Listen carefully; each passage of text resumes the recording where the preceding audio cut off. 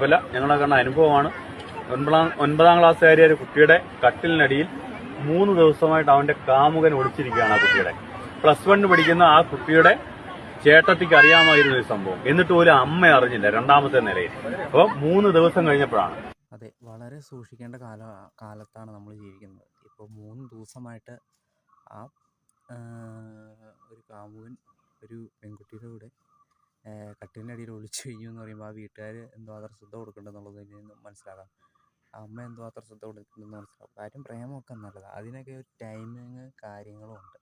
ഒപ്പം ഒരുപാട് വീഡിയോ പറഞ്ഞിട്ടുണ്ട്, സ്വന്തം കാലിൽ നിൽക്കാനുള്ള പ്രാപ്തി, അത് കഴിഞ്ഞിട്ടേ ഉള്ളൂ ഈ പ്രണയം എന്നൊക്കെ പറഞ്ഞ് സ്വീകരിക്കാൻ പോകും. അല്ലാതെ സിനിമ കണ്ട് ദൈവത്തെ ഓർത്ത് നമ്മൾ സിനിമ കാണുമ്പോൾ വയലൻസ് അനുകരിക്കരുത്, അത് അനുകരിക്കരുത് എന്നൊക്കെ പറയും.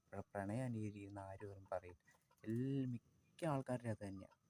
ഈ സിനിമ കാണുന്ന പോലെയാണ് ജീവിതത്തിലുണ്ടാകുന്നത്, പ്രത്യേകിച്ച് ഈ പ്രണയ കാര്യത്തിൽ.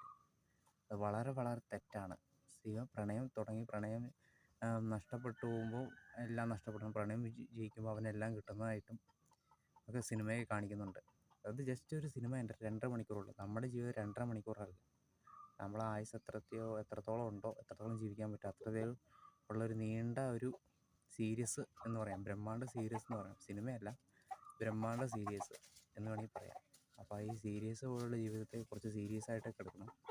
ഈ മാതിരിയുള്ള ആൾക്കാരെയൊന്നും പ്രണയത്തിനൊന്നും വേണ്ടെന്ന് പറയുന്നത് വേണ്ട. അത് പ്രണയിക്കാതെ വലിയ തെറ്റൊന്നുമല്ല, പ്രണയിക്കാൻ സമയമുണ്ട്. നമുക്ക് നമ്മുടെ ജോലിയോടും നമ്മുടെ പഠിപ്പിനോടും നമ്മുടെ വിദ്യാഭ്യാസം, നമ്മുടെ ഫാഷൻ, അതിനൊക്കെയാണ് നമ്മൾ പ്രണയിക്കേണ്ടത്, അല്ലാതെ ഒരു വ്യക്തിയല്ല.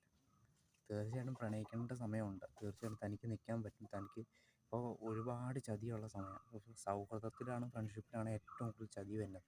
വിശ്വസിച്ച് പോകുന്നത് നമ്മളങ്ങനെയാണ്. അപ്പോൾ അതൊക്കെ എടുക്കുമ്പോൾ ഇന്നത്തെ കാലഘട്ടത്തിൽ വളരെ സൂക്ഷിക്കേണ്ട കാലഘട്ടമാണ്. അതുകൊണ്ട് ഈ അബദ്ധങ്ങളൊന്നും കാണിക്കരുത്.